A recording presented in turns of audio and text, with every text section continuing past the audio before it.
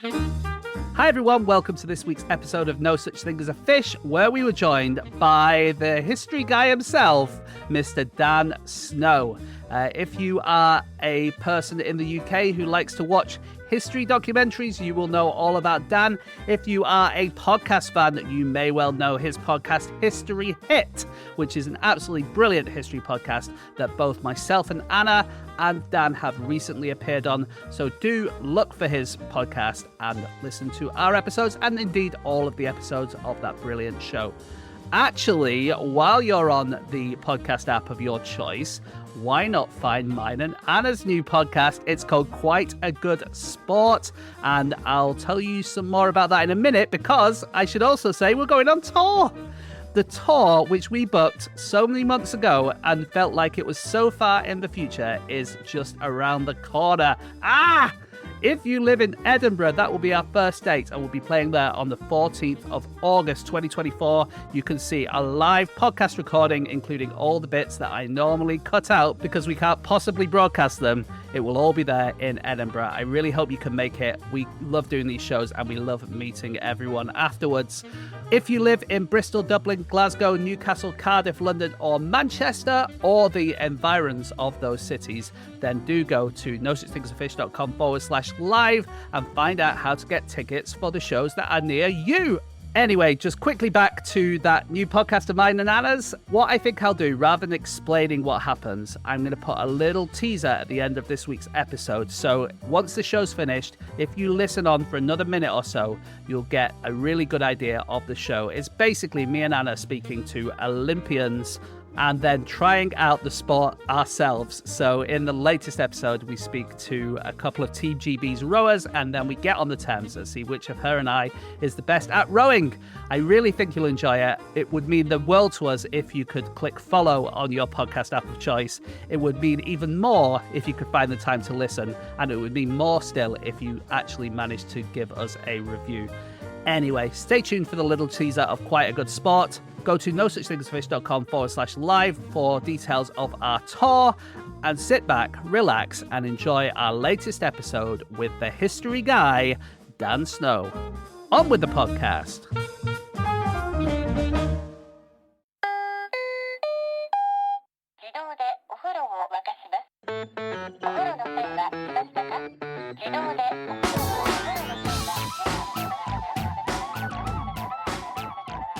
Hello and welcome to another episode of No Such Thing as a Fish, a weekly podcast coming to you from the QI offices in Holborn.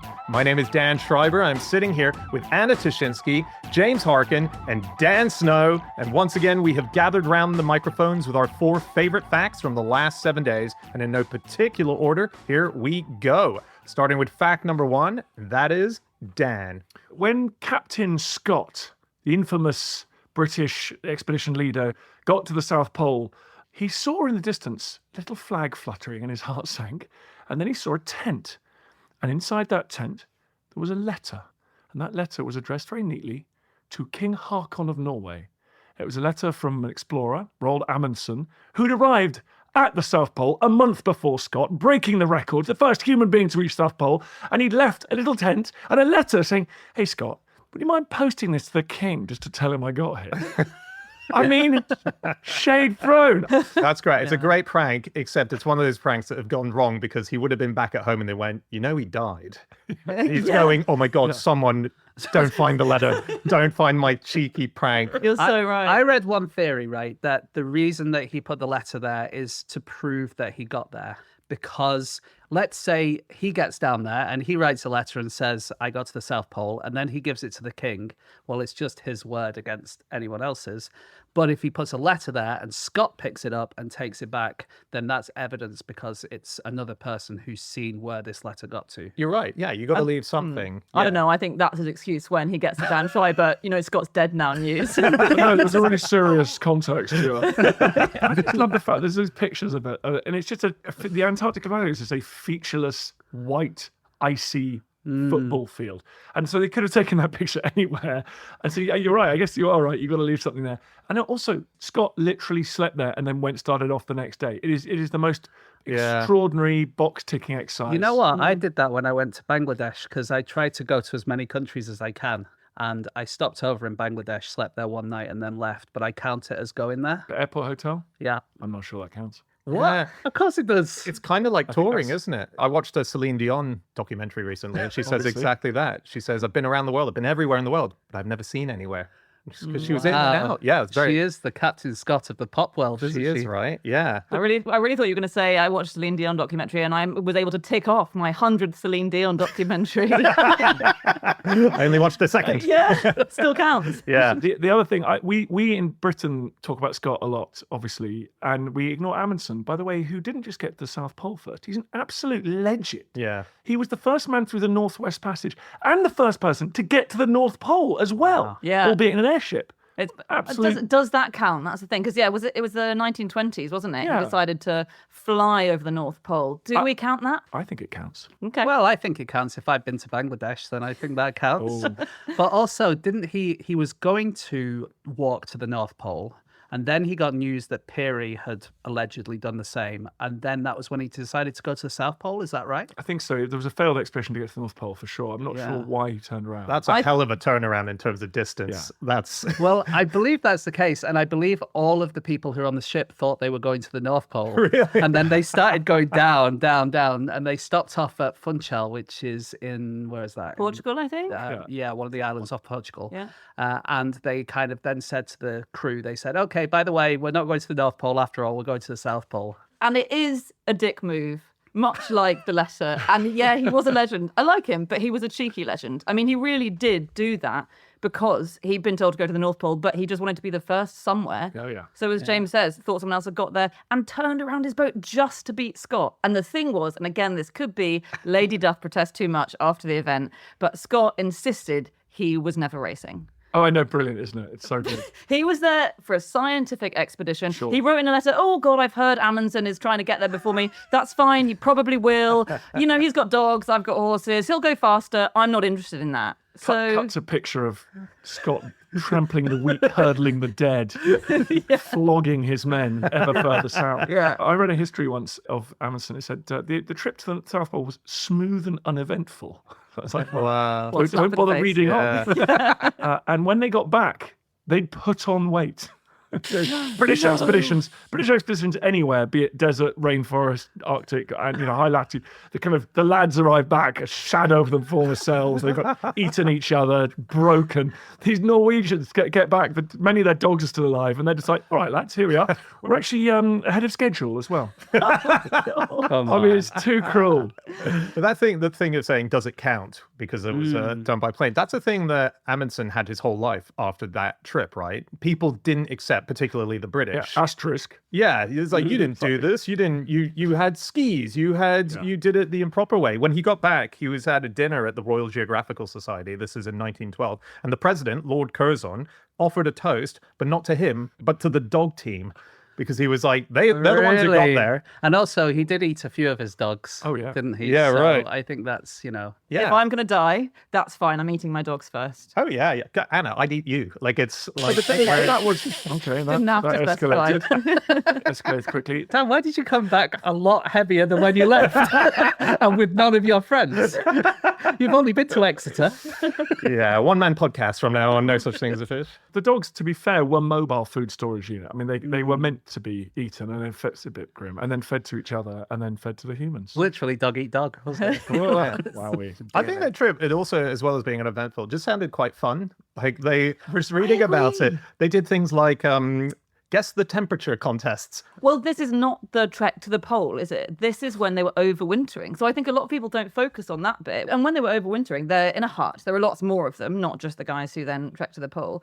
And they had plenty of supplies, and it does sound super fun. They was, they had hot toddies, cigars, lots of music. They played this fun guess the temperature game. They had lots of puzzles they played. Scott in the overwintering fell out massively with Evans, who was his second in command. They decided they absolutely despised each other, and that could be the reason that they didn't make it to the pole. Really? They didn't make it back from the pole the following year because of the kind of terrible divisions within them. Really? Right. Do we know why? Well, it's like word gut, because I think spending a long time in a hut, I mean, you three spend a long time together and you all seem to get on fine, but, add an Antarctic winter, no daylight, you might fall out with each other as well. And so I think it would break any team apart, but those two were just incompatible. And the diarising.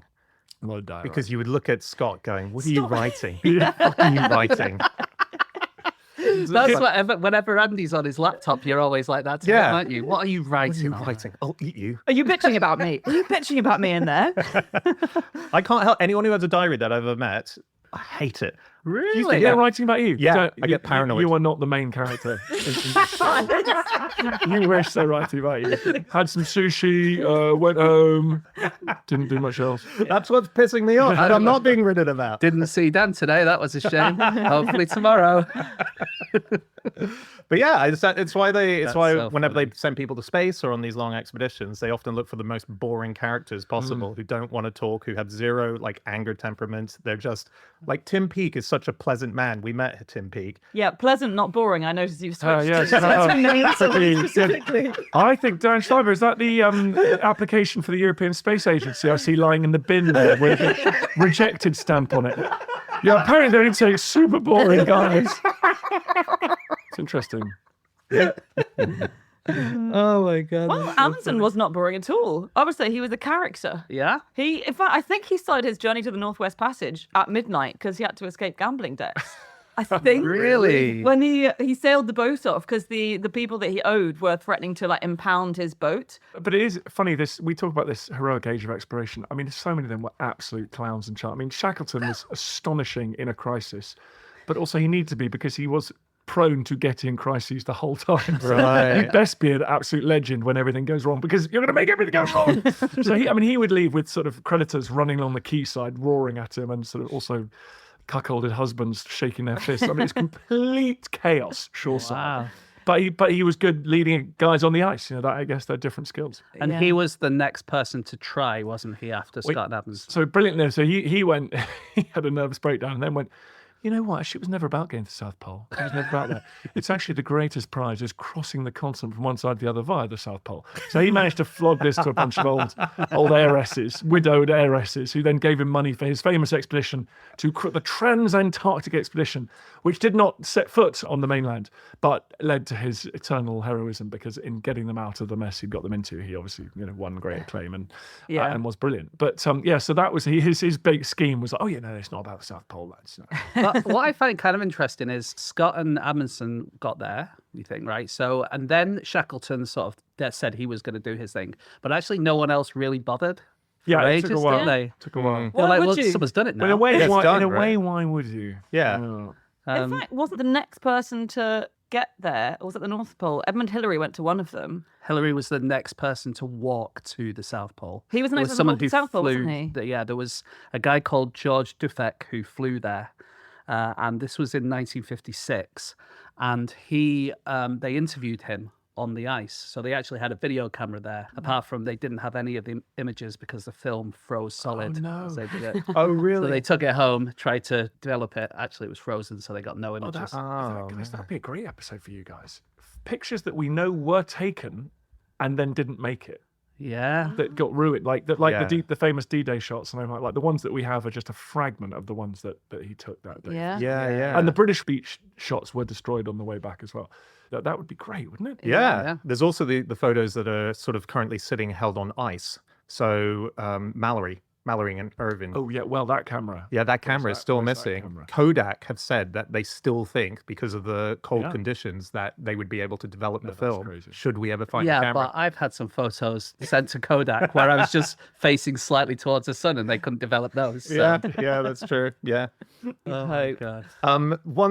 One more point about Scott Yes. is that Scott also is technically in that territory of the Mallory and Amundsen and Amelia Earhart, because we don't know where he is, but we roughly know where he might be because he was left in the tent. They packed the tent over with snow, and they say it will be something like 20 feet below the surface now with the amount of snow that's on top of it. So we don't know where he is, but there's an estimate that within the next couple of centuries, the bit that he's in might snap off from the side and float out to the sea. So one of his wishes would have been as a captain is burial at sea. And so in 200 years, he might get his wish, which is a little nice. That's nice. And nice that's how ending. different we are. I thought immediately, as archaeologists, finally we can get hold of him, have a good old look at him, and what. Yeah, Yeah. because he'll be You're preserved. just like, finding. you're just like, oh, it'll be so nice and buried at sea, and I'm like, let's get in there, Get that last. get investigating. I only have one thing on letters now. This original fact was about sort of letters, really throwing some shade. And I found something I didn't know about Winston Churchill. This letter he wrote when he was imprisoned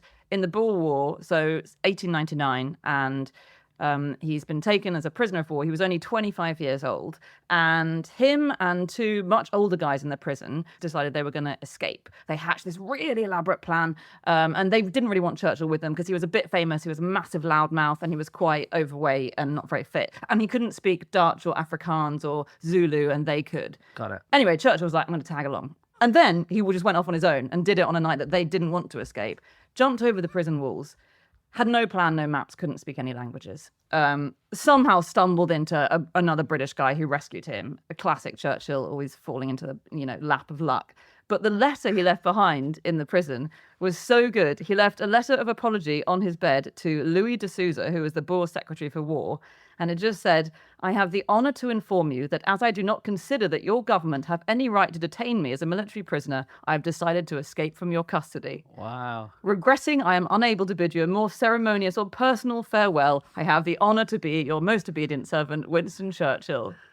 Isn't that great? P.S. I always include a little bit about Dan Schreiber in my letters and didn't meet him today, but I'm sure I will tomorrow.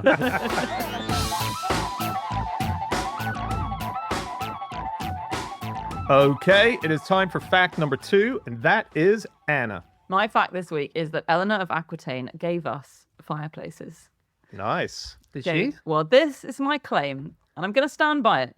So I didn't realise how late it was that we really started building fireplaces, chimneys into our homes. Okay. But it was certainly after the Norman invasion in Britain. And anyway, Eleanor of Aquitaine is around in the 12th century. And she marries Louis VII in 1137. And that meant she had to move from the south of France, which is nice and hot, to Paris, the Ile de la Cité, where she had a castle, and it was all cold and bare. So she refurbished and really stripped everything down, redid it, loads of colourful tapestries on the wall, widened the slits. I guess they got arrow slits. She's like, what's the point of these arrow slits? I'm going to turn them into big old windows. Made it nice and homely, and she was really cold. So she had the masons build in fireplaces, and there doesn't seem to be, as far as I can tell, evidence of places really having these built-in fireplaces, like a proper hearth as we know today. So people would always have a fire in the middle of a hut with a hole in the roof or not, or might build a chimney outside a house. But it's spurious. And then because- she married Henry II of England and Yes. brought them over here. Is that what we're saying? And then I know that she did extensive refurbishments on all the places that she lived over here as well, the palaces. So, I mean, she must have. Okay, well, we have a historian on the Well, show. Dan. if only fireplace was my speciality. However, I have been to the White Tower, one of the great, most magnificent donjons in Europe, at the centre of the Tower of London. And there are fireplaces in the Tower of London and in the White Tower. And that was built in the 11th century, almost 100 years before her. Now, they could Were they have been... domestic fireplaces? Oh, I see. It's domestic. Now, is it? Did I not say that in my interesting. original? Changing the rules here. It's not a race, everyone. They are. Yes.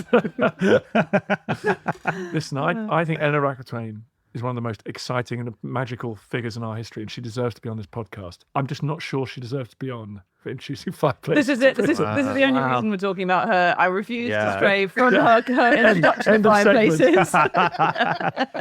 She was. I will allow us to stray into just her being a big interior designer, if you want to broaden the Eleanor of Aquitaine chat, because she revamped so much that I think her mother-in-law refused to live with her, which is kind of sad. But I really like the idea of her moving in with the king, who she thought was really monkish. This is her first marriage. Oh, he was a muppet, yeah. I think that those were the words, weren't they? That's the translation. And then the mother-in-law just thought, this woman is taking over, making it all gaudy. And she moved in really good musicians. Feels like she really created an interesting, intelligent culture in this palace, which she then brought to Britain. She certainly did. And I love the story about her that she went on crusade with the said monkish husband. And they always say, my grandma used to say, go travelling with your girlfriend before you get marry someone. You really see them for who they are. When you're travelling, when you have a bit of doing kind of annoying admin, you got stuck with logistics, you get a bit of tummy problems. Yeah. and you know if this is the one. Spending one night in an airport hotel just so you can tick off a country. Indeed. Murdering some non-Christians. Well, yes. Well, no, in the case of her, of course, he was insufficiently forward in murdering non-Christians because she thought he was wet. She thought it was a bit useless. So they go away on crusade, which is the ultimate sort of travel, get to know your partner, travel adventure, and just comes back and she just goes, I'm dumping you. You are Really? a spectacularly useless human being. Wow. And they get it all annulled in the way that aristocrats managed to do. Didn't they? It took a while, didn't it? They took a kept while. asking the Pope. They He kept kept telling them to keep shagging each other and try to make an heir. Yeah. Yeah. I think. And that did not work. Pope supposedly made them a special bed to sleep in to make them more likely to have sex with each other. No way. Apparently. What's a bed that makes you more likely to have sex One with near a someone? fireplace, presumably. Yeah. Yeah. That's nice. Well, it didn't work because the year she got divorced from him, she married the very hunky young Duke of Normandy, Henry, who then became Henry II of England. So and everyone goes, Henry II's great empire. And I always think it's odd that we don't call it, perhaps it's not odd given the Yeah. institutional misogyny, but that actually it's kind of her empire in a way. She's the one who brings all these massive French possessions. So basically, she and Henry end up owning more of France than the King of France. And then her absolutely useless sons just spunk the whole lot of it, but only after she dies. Basically, if you look at the history of that empire, it essentially lasts for the course of her life. Right. And then the most useless son in English history, which is up against Which the one? competition, John. You don't like John? Oh, okay. John of England. I don't. You don't like John? Sorry. What?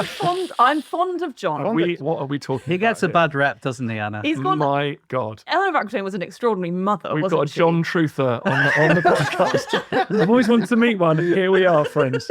Also, John of England. Is of England necessary? He's not from anywhere else. He doesn't have any other nickname. It's not John. Oh, he does. Oh, he does have does other he? nicknames. Oh, yes, and you know what they are because you're grimacing. The other nicknames are Lackland Lackland. and Soft Sword. Yeah.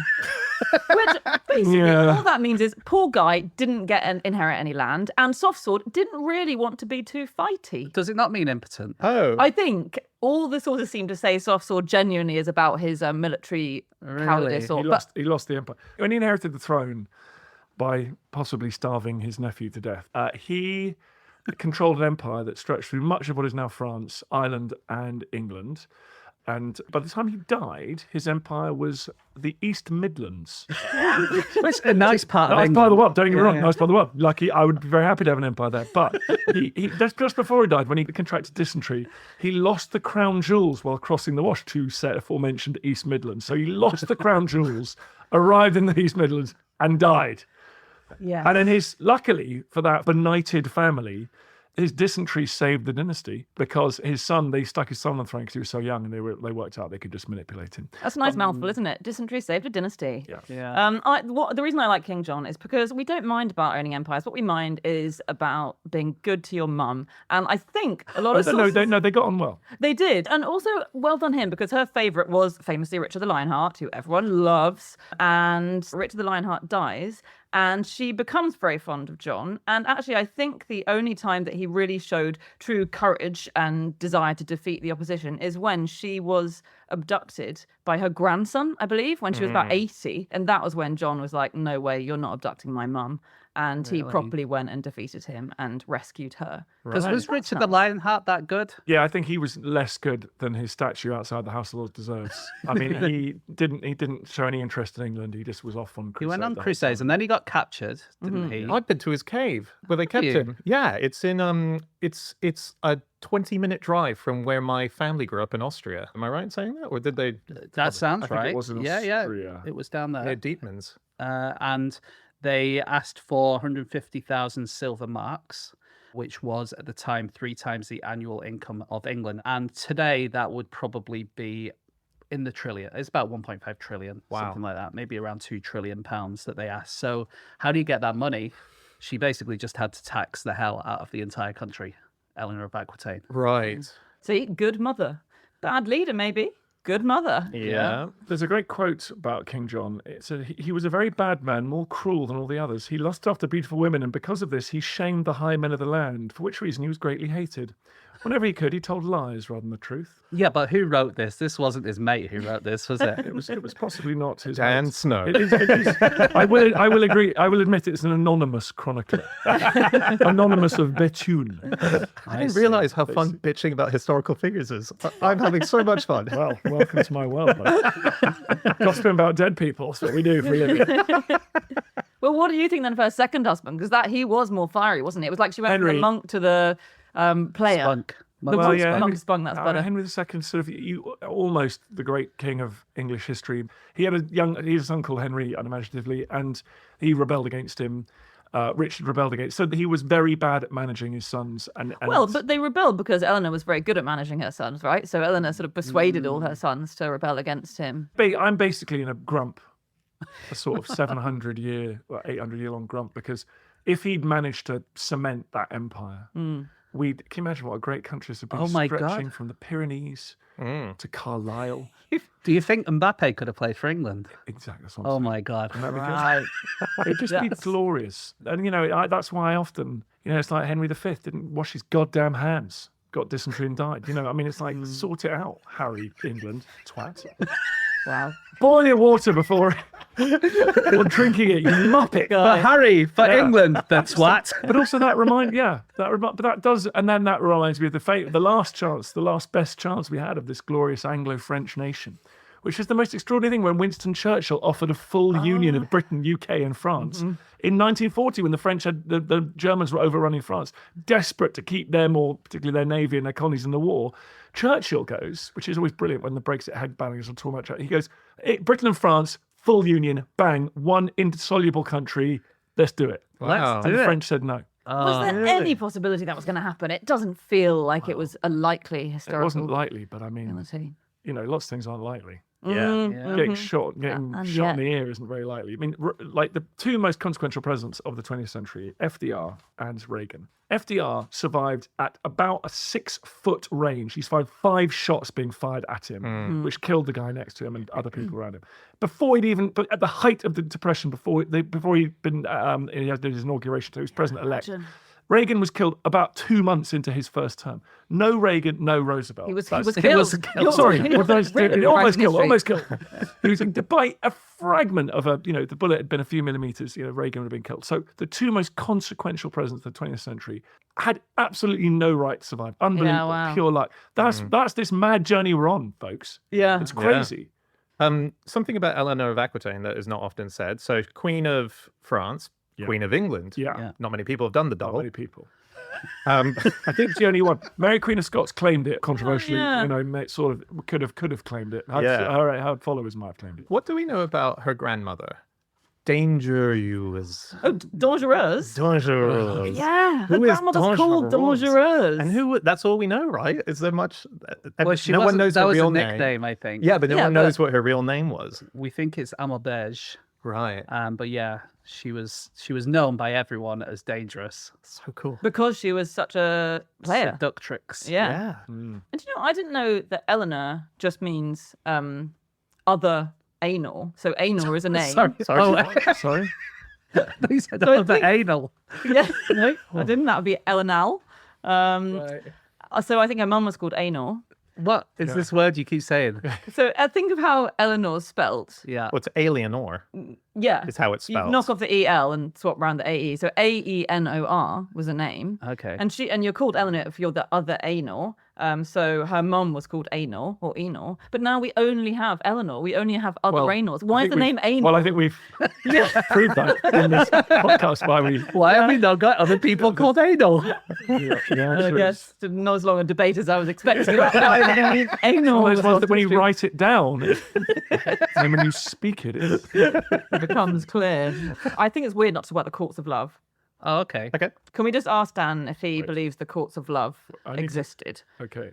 Okay, so the courts of love was the idea that Eleanor had this special court for women who had, fallen out with their husbands, and they would give them advice and stuff, right? Yeah, it sounds great. It's like a problem page. Yeah. You meant the other dad. I was like, why do you think I know anything about that? You love resolving people's romantic I was issues. so confused. Yeah, sorry, other dad. I just think it's cool that this is an idea. I think it was written down by Eleanor's daughter, and no one knows if it's sort of made up fantasy or if it really happened. And what was it? That a bunch of noble women, including Eleanor, her daughter, and some other noble women, would have knights turn up with their romantic problems, like, hey, I fancy this woman, but there's this other woman who fancies me. Who should I get with? And they would arbitrate. Isn't that cool? Have you tried anal? Good God. As someone with a very, very formidable mother-in-law, I can imagine that's the kind of stuff that they get up to. Yeah. Is that how you were selected? A court of love? No, I would have never made it through that process, obviously. But no, I think if you're a very impressive, powerful old woman in the Middle Ages, I can imagine that you would knock heads together and sort out your love lives in your retinue. Sort out the men. Maybe. Yeah. Filthy men in the palace. But I think the jury's out in general, right? We're not sure if the that's jury of the true. courts of love. Well, that is also medieval history, full stop. Yeah. It's all Yeah. just jury's out. Really? constantly. So annoying. The only thing we can say with absolute certainty is that Eleanor of Aquitaine did not invent the fireplace. I cannot believe. And I know that's going to be the ending to this section, and I'm furious.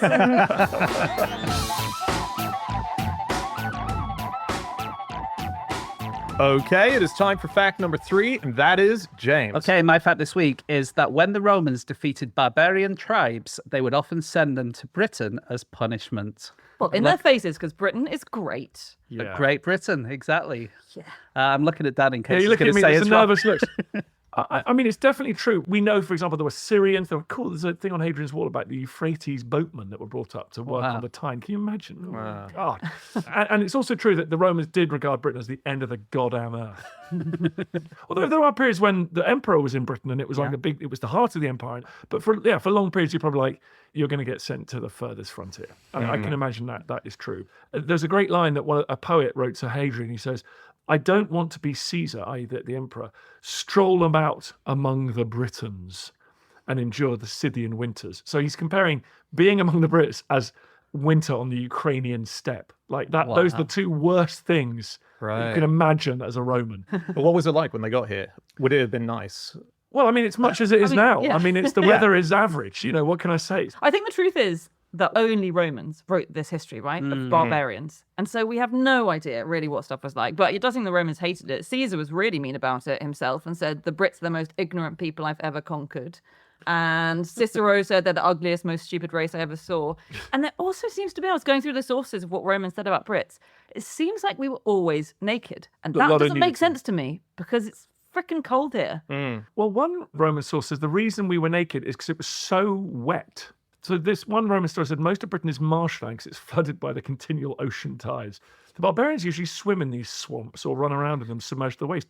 Of course, they're practically naked and don't mind the mud because they're unfamiliar with the use of clothing. And actually, the sense is that wearing loads of trousers and things, you end up just getting wet and muddy all the time. Yeah, So that's true. let it all hang out. I've also been out on a night out in Newcastle in February, and they still don't wear clothes up there. So. Yeah. No, true. I guess they were made of hardier stuff. I did swim in the river at the weekend, and I thought I wouldn't be able to wade around in this all day, every day, come rain or shine, naked. But well done, those early Brits. It's not as tough as Amundsen. So there was a thing called deportatio in insulum, which apparently means exile to an island. Sometimes you go to Britain if you had been particularly bad. Tiberius exiled to Rhodes, which must have been quite nice in comparison, I'd say. Yeah. But then Cassius Dio wrote about 5,000 Sarmatian cavalry who were sent to Britain after the Romans had taken them over. Britain was just a nightmare for the Romans. Just Yeah. Unending ulcer of pain and suffering. They did not conquer the whole archipelago, right? So you've got Ireland and you've got much of Scotland for much of the period was unconquered. And as a result, you cannot expend the resources required to fully conquer that archipelago, given its geographical and weather and nightmarish difficulty of doing so. But then it's too embarrassing to leave the bit that you have conquered. But then that's almost untenable because your entire coastline from Cornwall to Carlisle and across to Newcastle is just vulnerable to these unending, incessant raids by these lunatics. Yeah. You can pick and choose the time. And then the north coast is exposed to the unconquered Baltics and stuff. So it's a nightmare. It's a nightmare. And when did was it like 300s. When did they finally bugger They off? sort of pack up shop at about 405, 410. Okay. The biggest concentration of coin hoards in our history is from that period. It's quite interesting. So you bury your money when you're very, very pessimistic about the immediate future, right? Yeah. You're like, lads, get the money. And so we just got this massive spike of coin hoards. It's kind of Oh, scary. really? It's What, quite- the Romans burying their money? 'cause all they of knew these they're in the gonna... village, just everyone burying it. And of course, it also means those people didn't come back for it. Now, maybe they escaped, but it often, occasionally, would have meant they were killed and stuff. So those coin hoards are being buried and no one's coming back from. So there's just a sense of just society just kind of collapsing in the early 5th century. The kind of Romano-British that were left, the sort of Roman elite who was still there. We get a letter written from the Romans going, please, the Romans come and help. And it's like the barbarians push us into the sea and the sea pushed us back onto land. So we have to choose whether to drown or be murdered. Oh, God. You know, it's like, it is just, it's full Armageddon. Yeah. It's crazy. One thing that we still seem to have from the barbarians, anytime someone says blah, blah, blah, supposedly that has come from the word barbarian itself.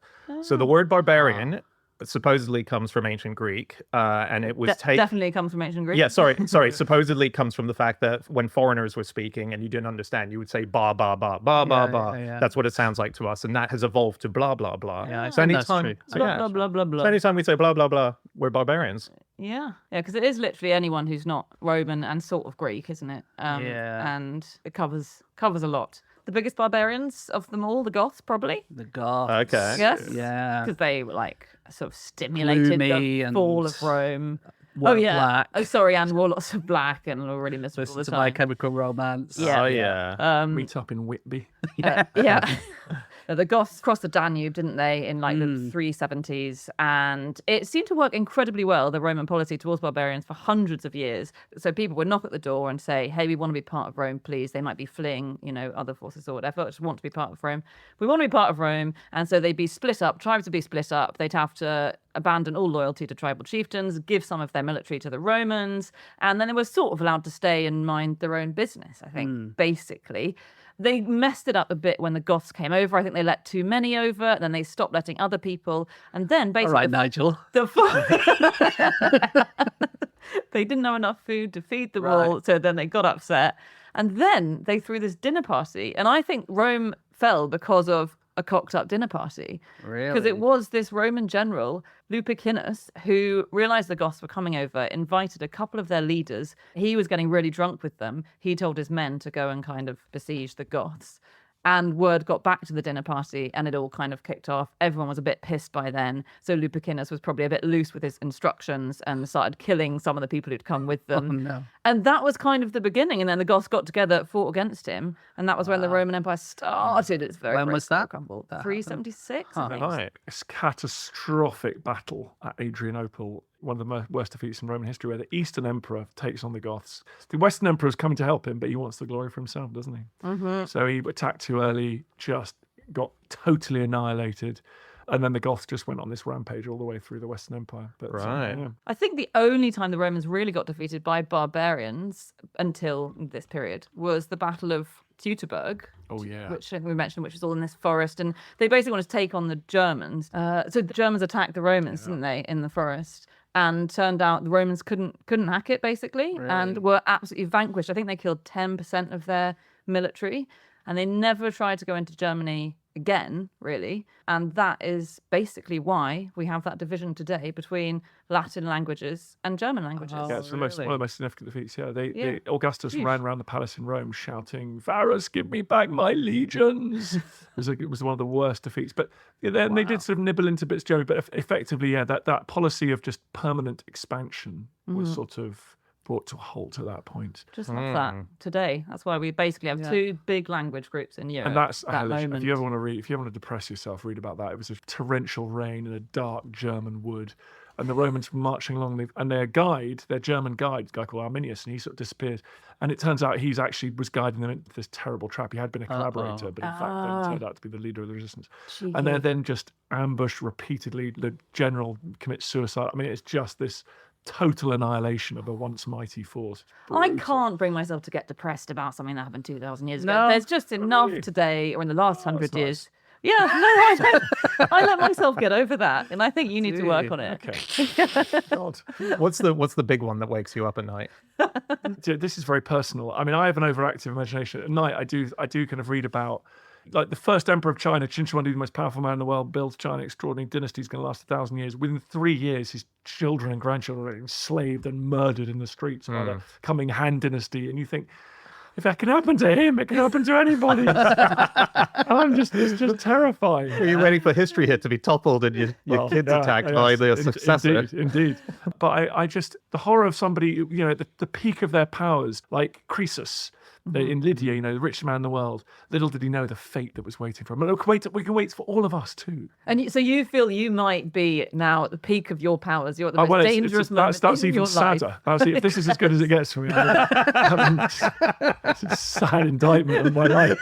But yes, relatively speaking, I'm probably at the peak of my powers. And then so one day I might be standing there with a kitchen knife defending my house. Yeah, they'll be talking about the Vikings. fall of Dan Snow's empire. Well, I don't know in about 1,000 that, years. but they'll be talking about sort of the coin hoard of the south coast as the Danes pulled up on the beach. Haaland comes over the hedge. I'm there having to defend my family. Anyway, that's the kind of thing I worry about. I'm glad you asked. It's kind of, I was hoping to share that. Yeah.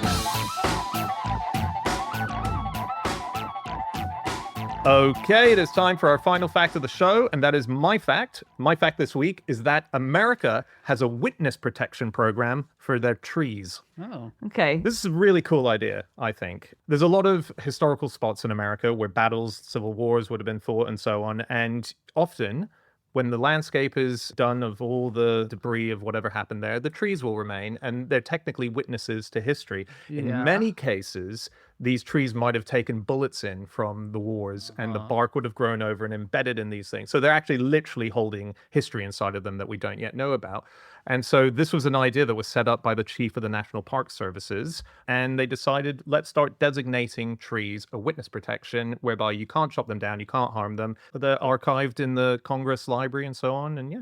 That's Very just cool. a classic American. For something that we have here called a tree protection order. Yeah. They just have a much cooler name for it. Yeah. I mean, when you said that, I did think they sort of hide them, they move them. They get the Gettysburg trees, and they move them up to Saratoga. Give them a because new people don't name. like- Yeah. Why is there a bunch of birch trees here and one sycamore tree in the middle? Disguised. Wearing a silver coat. Yeah, it's his brother. Shut up. Are people trying to harm these trees? Because No, that's what you would I suggest, just think right? they Yeah. just want to be nice to trees, don't they? Yeah, well, I guess we do accidentally hurt trees, I guess. Oh, we yeah. do accidentally chop them down. There's a Oh, lot of... yeah, I've always accidentally. no, I don't think anyone's ever accidentally chopped down a tree. Yeah. But this is like, Oh. there's a sign up. So like the loggers will go around a forest presumably, and then there'll be a big sign. It's like, this tree is protected by I witness see. protection. Which You we know. have in Yeah. this great country as well. Yeah, but Yeah. we don't have a cool name. Yeah, without it, well, So you might be chopping down a load of trees and accidentally chop down an important one. Absolutely. Yeah. Is an example of that. Yeah. And do we have it in this country for sort of trees that have witnessed great historic events? well, we opposed should to do. We did chop down the Royal Oak. Yeah, right. Great story. So there was a Yeah. Royal Oak that when he was then Charles Stuart, was hiding in.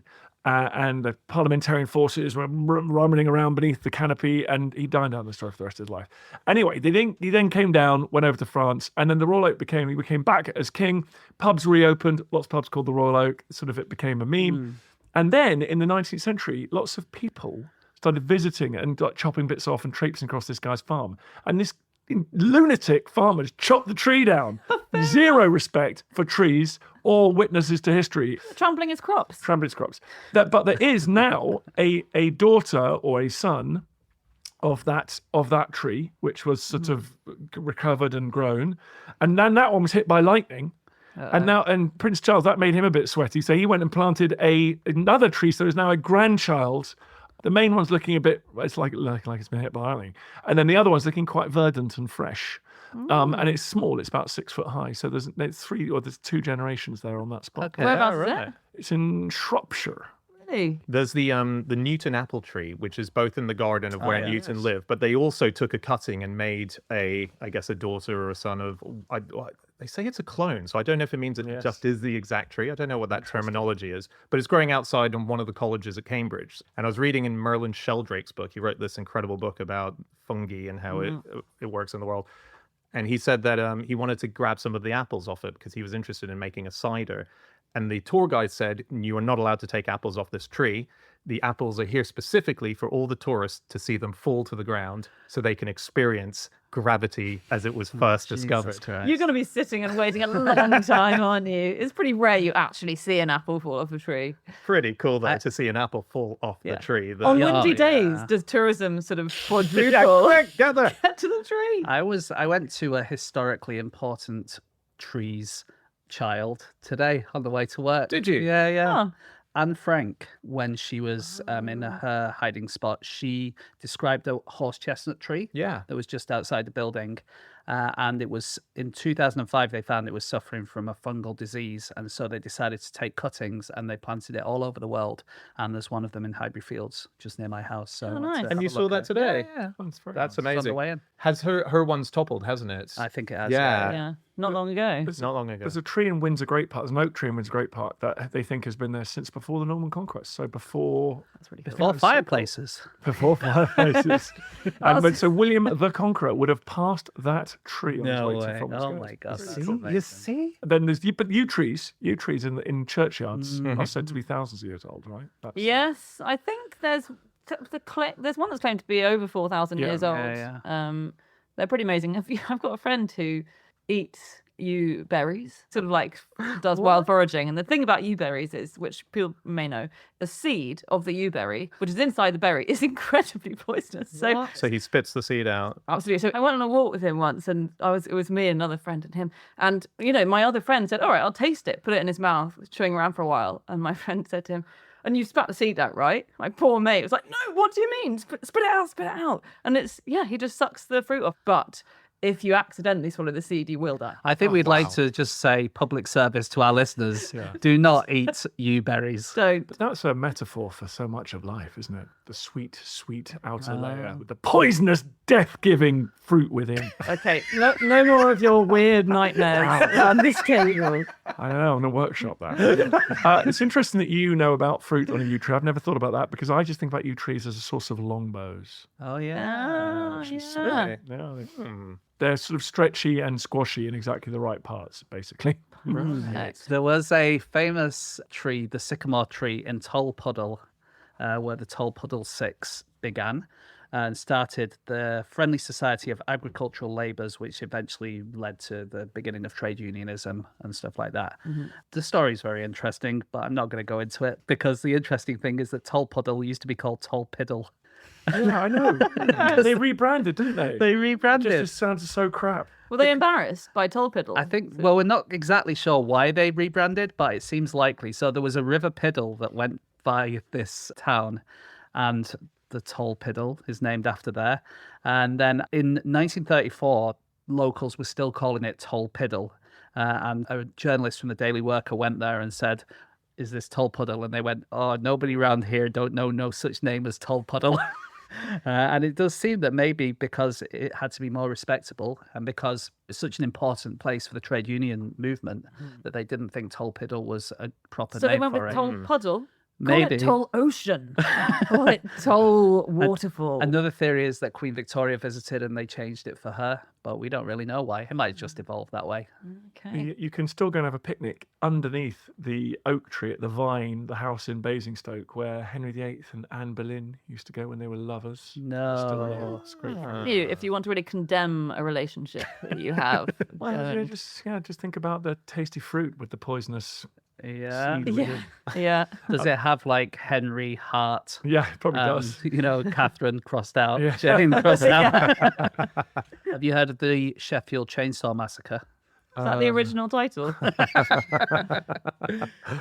This was very recently in the 2010s, and Sheffield Council basically cut down thousands of trees. Oh, of course. It was really controversial, wasn't it? Really controversial. There was like a 450-year-old Melbourne oak that was cut down. There was loads of historical trees that were cut down. And basically, the council signed a contract with an infrastructure company saying, every time you cut down a tree, we'll give you some money. Maybe they're too old, or maybe they're dangerous, or maybe they're for digging up the pavement so people might trip over it or something. And then they got another consultancy to submit a report on how many of the trees needed felling.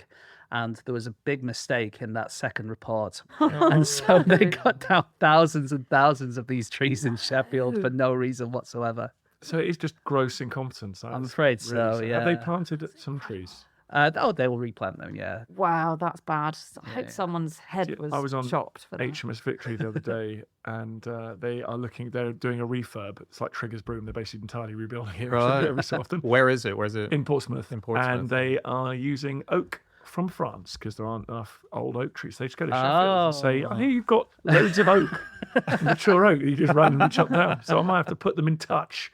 Wow. But France basically is England. We've already. Exactly. And the curator there was like trying to come up with this real sophistry about it's great that we're taking supplies from the old enemy. I'm like, look, mate, just to, like we're working together now. Yeah. It's like it's a shocker. We don't have enough oaks in this country. Come on, just admit it. But yeah, they used to go around the forests when they're building things out of wood.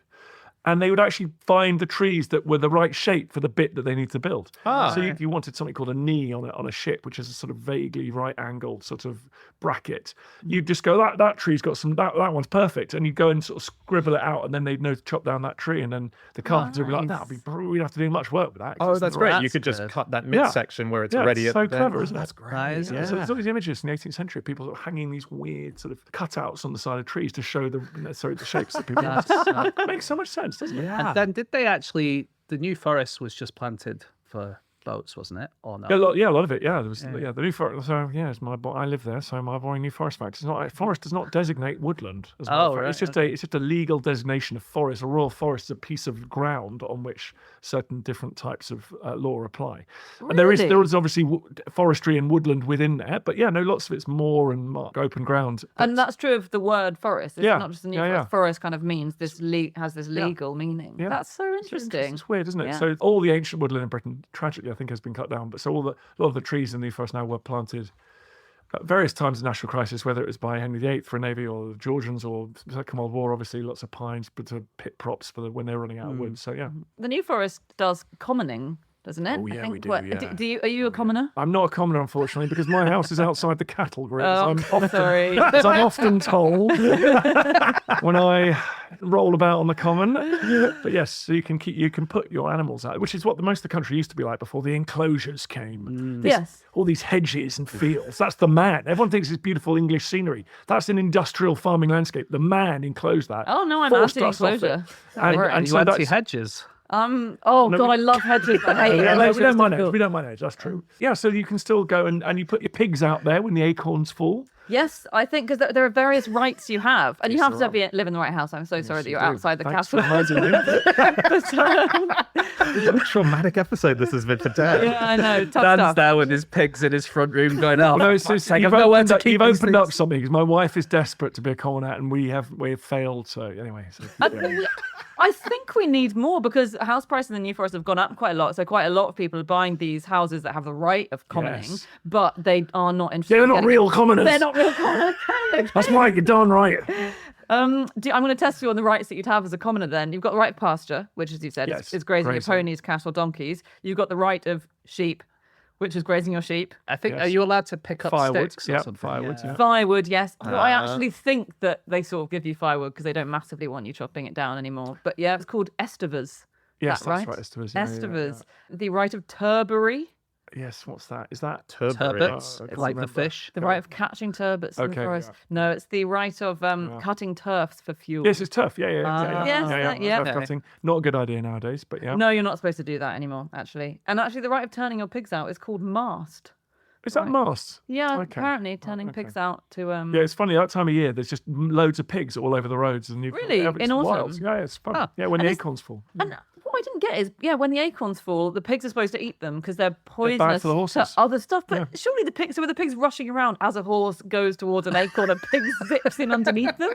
Like your mate, if I try and eat a yew-berry, he's like grabs it out of my hand.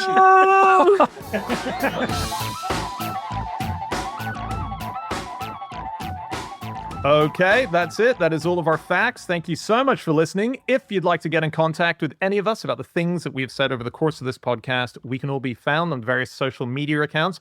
I'm on Instagram on @Schreiberland. James? My Instagram is no such thing as James Harkin. And Dan? The history guy. On Instagram?